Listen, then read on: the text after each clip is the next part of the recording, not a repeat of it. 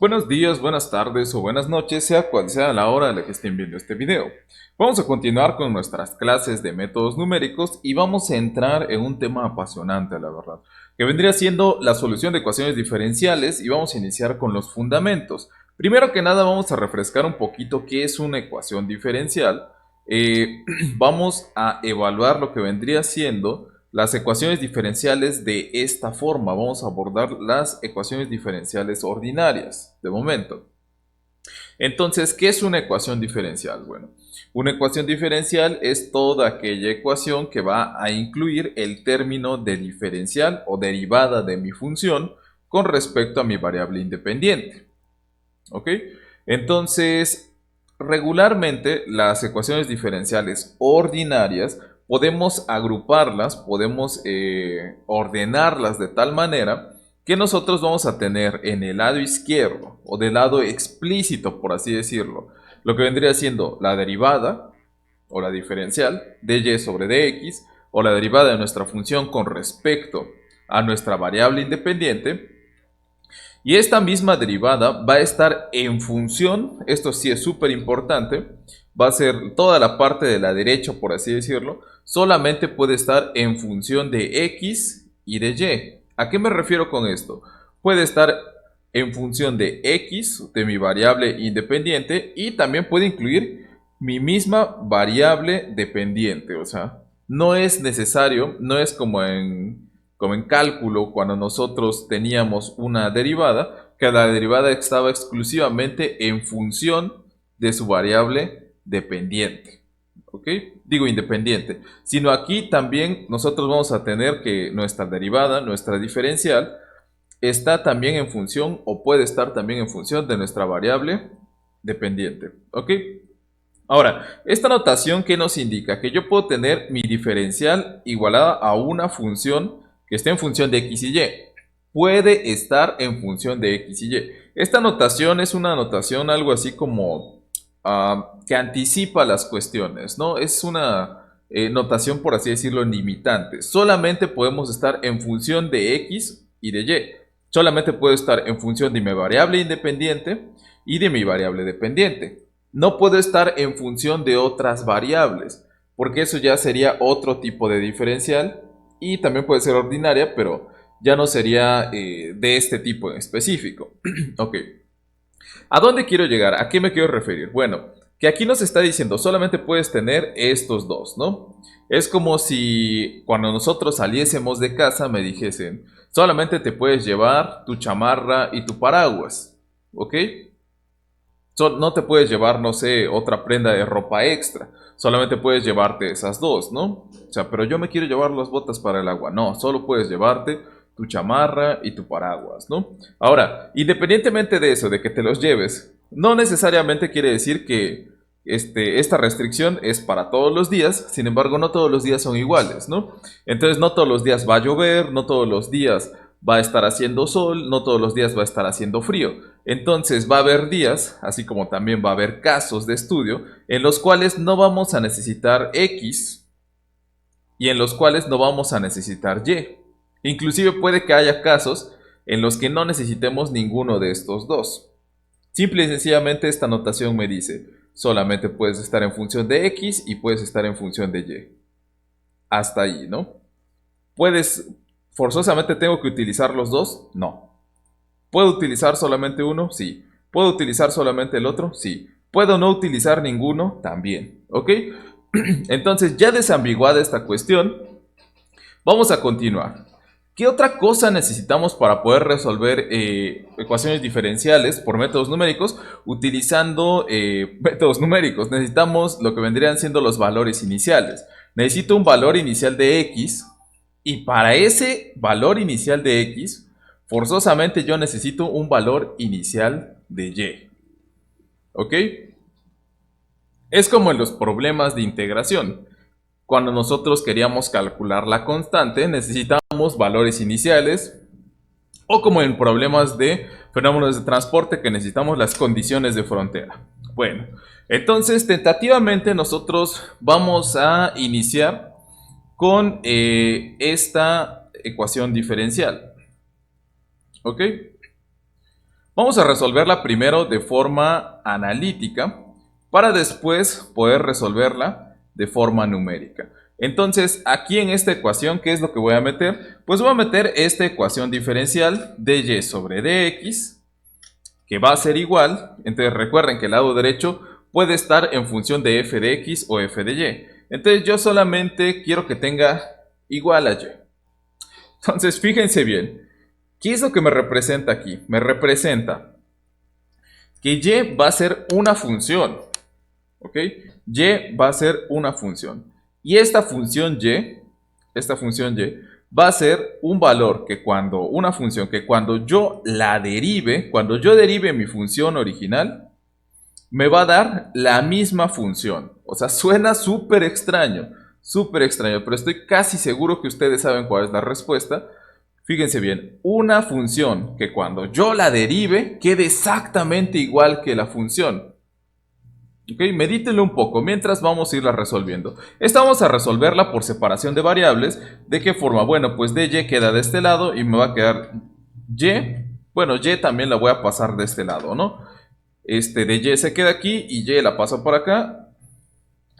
Y del otro lado me va a quedar dx. Perfecto. ¿Qué es lo que sigue? Bueno, lo siguiente que tengo que hacer es integrar de los dos lados. Entonces vamos a poner aquí nuestro símbolo de integración. Entonces aquí, ¿qué es lo que tengo que integrar? Bueno, no tengo que integrar otra cosa más que de y sobre y. Y aquí me va a quedar igual a otra integral. Vamos a tener que copiar esta integral para que nos sea más sencillo. Oh, sí, claro, más sencillo, ¿no? Ok. Y entonces aquí solamente me va a quedar dx. ¿Ok? Hago integral de los dos lados. Y si recordamos un poquito en nuestras clases de cálculo, dy sobre y, o lo que vendría siendo dx sobre x, o una du sobre u, vendría siendo logaritmo natural de nuestra u. En este caso vendría siendo logaritmo natural de y. ¿Ok? Y esto vendría siendo igual a x. Así de simple, así de sencillo, ¿no? Pero nosotros, ¿qué es lo que estamos buscando? Estamos buscando y. Entonces, y vendría siendo igual. El contrario del logaritmo, pues es el exponencial, ¿no? Entonces tengo mi e elevado a la x. Y ahí tengo mi solución. Simple, llano y sencillo. Y es igual a e a la x. De tal forma que si yo utilizo esta función, aquí en lugar de tener y pongo e a la x, y aquí en lugar de poner y pongo e a la x, derivada de e a la x es igual a ¿qué cosa? A e a la x, ¿no? Entonces, si ustedes cuando estaba planteando esta cuestión, imagínense una función que cuando yo la derivo, queda la misma función, pues es e a la x, ¿no? Lo habíamos visto en cálculo, derivada de e a la x es e a la x, queda la misma función. Entonces, ahí está. Para los que lograron deducirlo, bueno, una estrellita. Para los que no, pues no se preocupen. Tampoco es tan impresionante. Entonces, aquí tendríamos ya nuestra solución, ¿no? ¿Qué es lo que sigue? Bueno, ya que nosotros logramos abordar esta parte, vamos a irnos con la introducción de lo que vendría siendo los métodos numéricos. ¿Cómo resuelvo las ecuaciones diferenciales? Bueno, puedo utilizar el método de Euler o de Euler. No, sí es Euler, es la forma correcta en la que se tiene que pronunciar. Entonces, vamos a alternarlo, ¿no? Para que no nos sentamos mal de estar diciendo nombres extraños y extranjeros, vamos a decir un Euler y un Euler. Bueno, entonces estamos hablando del método de Euler, ¿no?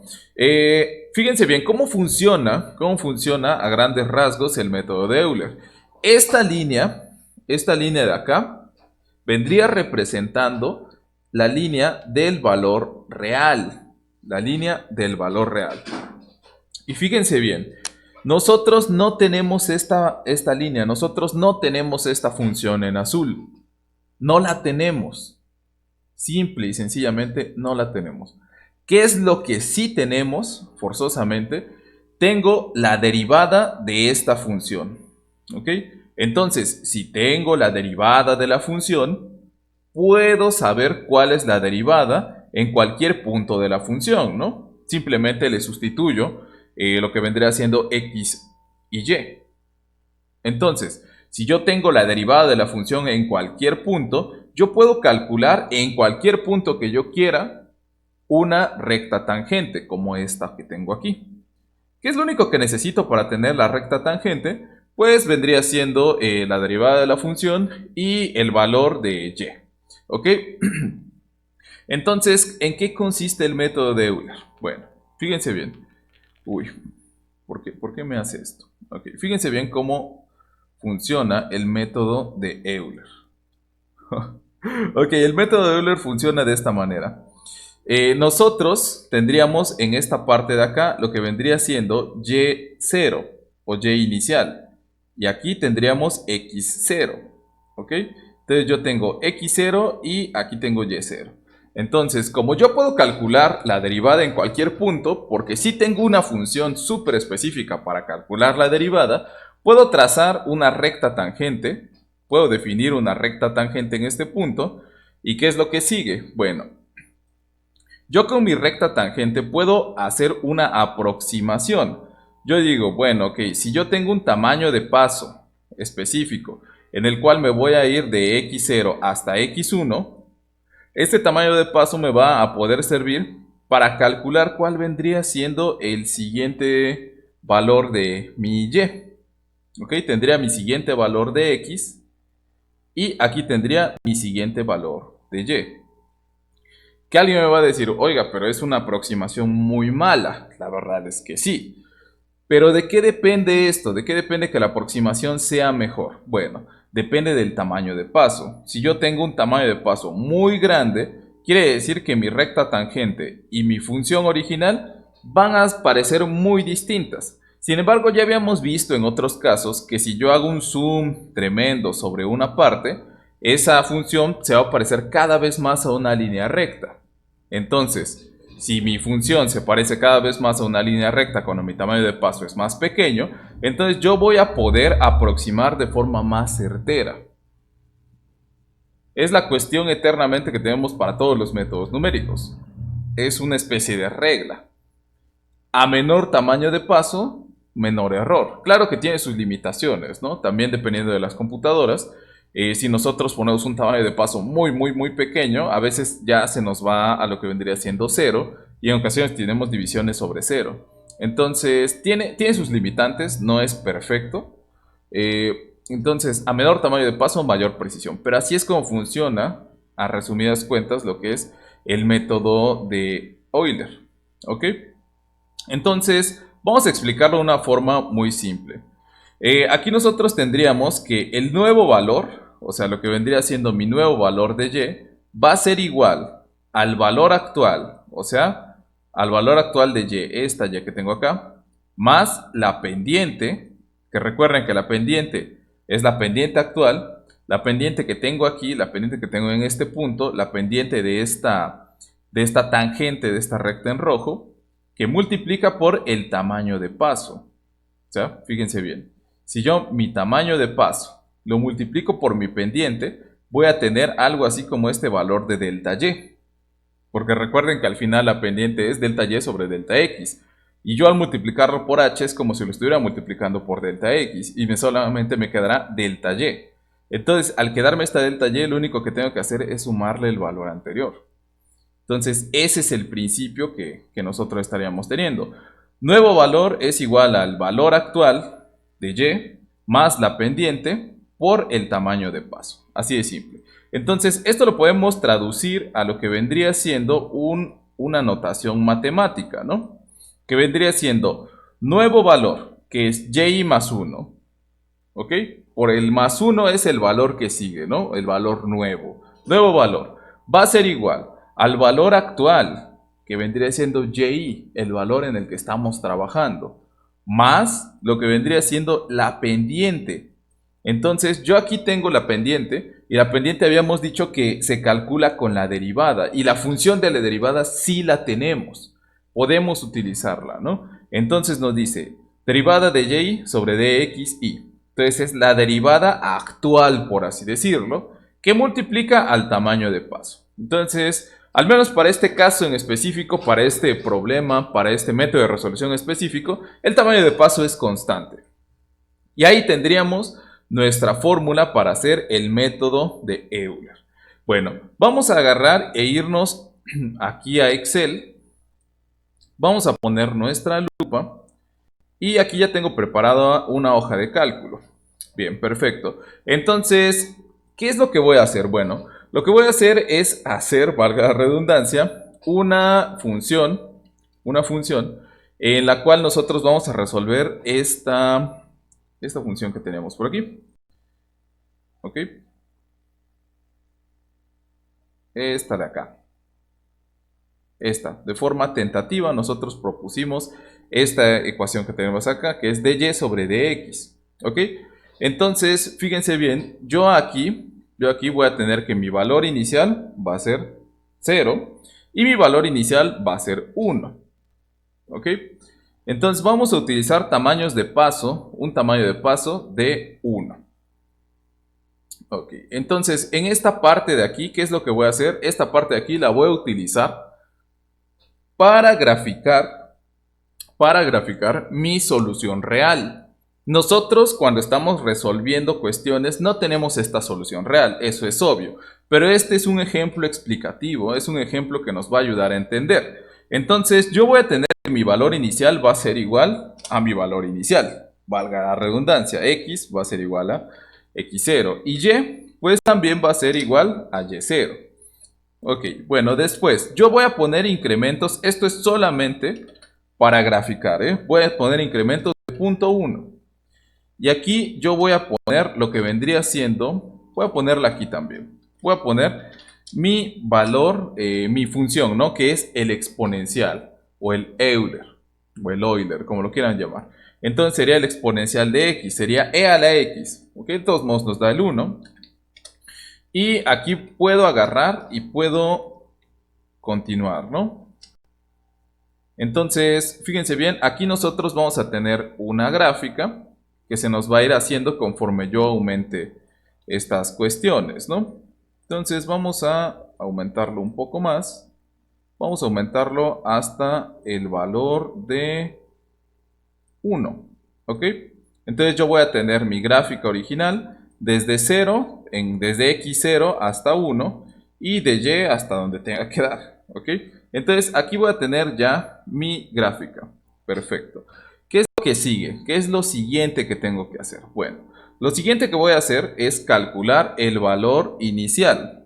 Entonces voy a posicionar el valor inicial. Entonces sabemos que x0 y vendría, o x0, aquí sí es x0, es 0. Y y es igual a 1. No son nuestras condiciones iniciales. Y ahí estaría. Tenemos ese puntito que está aquí, que vendría siendo x0, x0, 0, y y0 es 1, ¿no? Y aquí está. Después, ¿qué es lo siguiente que tengo que hacer? Bueno, lo siguiente que tengo que hacer es calcular la derivada. Entonces sabemos que la derivada va a ser igual a y. ¿Ok? Así de simple, así de sencillo. Entonces dy va a ser igual, dy sobre dx va a ser igual a y. Entonces yo aquí tengo que poner dy sobre dx y esta va a estar en función de x y y, pero solamente voy a utilizar x, ¿no? Lo que habíamos dicho. Digo, solamente voy a utilizar y. Entonces, simple y sencillamente le igualo con esta. Esta es la derivada evaluada en el punto inicial, ¿ok? Una vez que tenemos nuestra derivada evaluada en el punto inicial, ¿qué es lo que sigue? Bueno, yo tengo que calcular lo que vendría siendo el valor que sigue, ¿ok? Entonces para x sería este más lo que vendría siendo mi incremento, mi valor de h, mi tamaño de paso. Y lo fijo con signos de pesos porque lo vamos a estar utilizando después. Entonces yo aquí tengo mi valor actual de y, lo que vendría siendo y0, ¿ok? Entonces el valor siguiente ya habíamos visto que se calculaba matemáticamente utilizando esta fórmula que tenemos acá, que es el valor que sigue, y más 1 va a ser igual al valor actual. Entonces vamos a empezar con esa parte que nos dice, esto va a ser igual al valor actual, que es este valor, ¿ok? Más el valor de la derivada actual, ¿ok? Más el valor de la derivada actual, que multiplica al tamaño de paso. ¿Okay? Y entonces lo único que hacemos aquí es multiplicar por el tamaño de paso y lo fijamos porque vamos a estarlo utilizando constantemente. Y aquí yo ya tengo mi siguiente y. Entonces Entonces, qué es lo que pasa aquí? ¿En qué consiste esta cuestión? Fíjense bien cómo funciona. Yo calculé lo que vendría siendo mi derivada. Y entonces esta derivada como tal va a tener una línea pendiente, que vendría siendo esta línea pendiente. ¿Ok?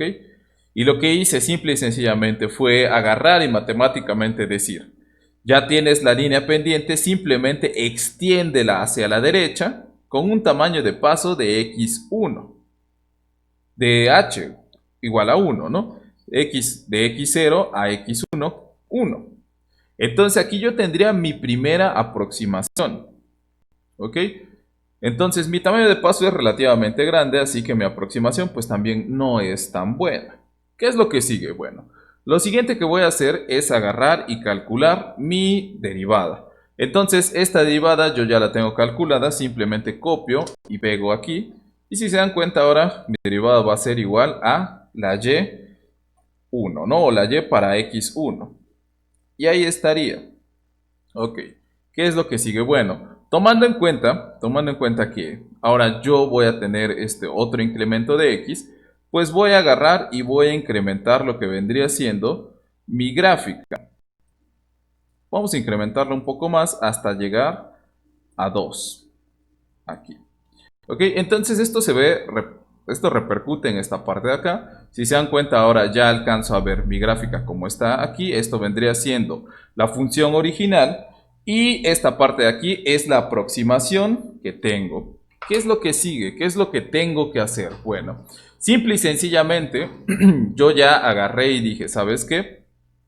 El siguiente valor de x pues va a ser este más el valor de mi tamaño de paso, que es h. Y ahí lo tendríamos. En consiguiente, mi nuevo valor de y, yo podría meter otra vez la fórmula que dice mi valor actual de y más mi valor de la derivada que multiplica al tamaño de paso. Sin embargo, solamente puedo copiar y pegar, ¿ok? Y aquí ya me quedaría todo en función, que vendría siendo el valor anterior de y más la derivada por el tamaño de paso. Y aquí nosotros también podemos pegar lo que vendría siendo la siguiente derivada. Entonces, como nosotros ya hicimos otra aproximación, aquí alcanzamos a ver otra aproximación que vendría siendo esta parte de aquí. ¿Ok? Entonces, si se dan cuenta, no es una aproximación muy buena, pero pues es el fundamento de cómo funciona. ¿Ok? Vamos a continuar. Entonces, como voy a continuar, necesito hacer un poquito más grande esta parte. Vamos a ponerla hasta aquí. Entonces voy a llegar hasta 3, ¿no? Entonces esto se alcanza a visualizar aquí en esta parte de acá. Entonces, ¿qué es lo único que tengo que hacer? Bueno, ya lo tengo programado en Excel. Simplemente voy a copiar, voy a pegar y ya voy a tener la siguiente aproximación. Calculamos la derivada en este punto, lo multiplicamos por el tamaño de paso y le sumamos este valor que había calculado previamente. Y ahí está. Si nosotros siguiésemos, si nosotros continuásemos con esta tendencia, podríamos llegar, voy a llegar hasta lo que vendría siendo 4, ¿ok? Aquí está, 4, y podríamos hacer otra aproximación. Y ahí estaría. Sin embargo, aquí notamos que la verdad se aleja demasiado de lo que vendría siendo la realidad, ¿no? Entonces, voy a hacer un poquito más pequeña esta gráfica para que la podamos observar un poquito más en tiempo real. Y ahí está, ¿no? Entonces, ¿de qué forma puedo agarrar, de qué forma puedo utilizar lo que vendría siendo más precisión? Bueno, para tener más precisión lo que yo puedo hacer es reducir el tamaño de paso. Entonces, ¿dónde tengo mi tamaño de paso? Pues lo tengo aquí.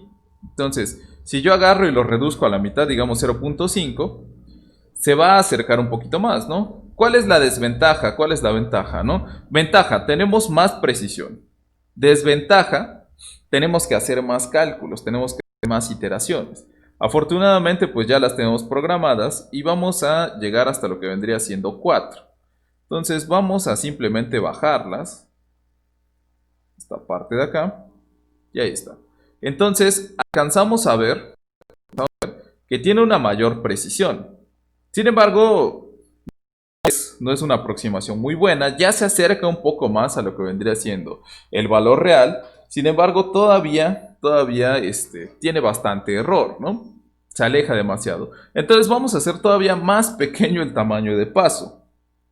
Y aquí alcanzamos a ver que la verdad ya se aproxima bastante bien. ¿Cuál es el problema? Que a un tamaño de paso más pequeño yo tengo que hacer muchas más iteraciones. Entonces vamos a hacer muchísimas iteraciones y vamos a observar qué tal se ve lo que vendría siendo nuestra aproximación. Entonces aquí alcanzamos a ver que la aproximación se ve mucho mejor, mucho mejor. Obviamente sigue teniendo error, la verdad. ¿Cuántos cálculos terminamos haciendo? Pues terminamos haciendo bastantes, ¿no? O sea, vamos a seleccionar toda esta parte de aquí. Y aquí me dice que tengo 41 celdas, ¿no? Entonces, para tener esta aproximación que tenemos aquí, tuvimos que utilizar 41 cálculos, ¿no? 41 iteraciones. Si yo quisiese tener más precisión todavía, lo que podría hacer sería reducir todavía más el tamaño de paso. ¿Cuál es el problema que tiene esto? Podría decir yo, bueno, pues reduciendo el tamaño de paso arreglo todos los problemas del mundo, habidos y por haber. Sin embargo, tenemos dos problemas. Primero, el tiempo computacional. ¿A qué se refiere el tiempo computacional? Entre más cálculos tenga, o sea, cada cálculo que yo realizo, la computadora tarda a lo mejor unos cuantos milisegundos, no pasa nada. Sin embargo, si yo agarro y digo quiero tener la precisión máxima y quiero meter 1.000.000 de iteraciones, bueno, ahí tal vez ya tenga que esperar un poco más. ¿Ok? Entonces ahí ya se volvería una cuestión importante. Ahora, ¿qué va a pasar si a lo mejor este cálculo yo lo tengo que hacer unas 1000 veces en algún programa en específico? Mi tiempo computacional se me va a elevar bastantísimo. ¿Cuál es la otra situación? La otra situación que tengo es que no todas las computadoras tienen la misma capacidad para los dígitos significativos. ¿A qué me refiero con esto? Que va a haber un límite en el cual yo voy a poder reducir el tamaño de paso sin que mi máquina agarra y me interprete que h es 0. Entonces, si yo reduzco muchísimo mi tamaño de paso, simple y sencillamente me va a empezar a mandar valores extraños y ya no va a funcionar el método. Ok, entonces hasta aquí vamos a dejar el video. Es una introducción bastante simple, bastante somera de lo que vendría siendo los métodos numéricos para resolver ecuaciones diferenciales. ¿Cuál fue el método que acabamos de ver? El método de Euler, que vendría siendo un repaso rápido, que nos dice que ese valor nuevo va a ser igual al valor actual más la pendiente o la derivada en el punto actual, multiplica el tamaño de paso, que es un tamaño de paso constante, ¿no? Ok, entonces vamos a dejarlo hasta aquí. Muchas gracias por la atención. Nos estaríamos viendo en la siguiente sesión. Pasen una excelente tarde.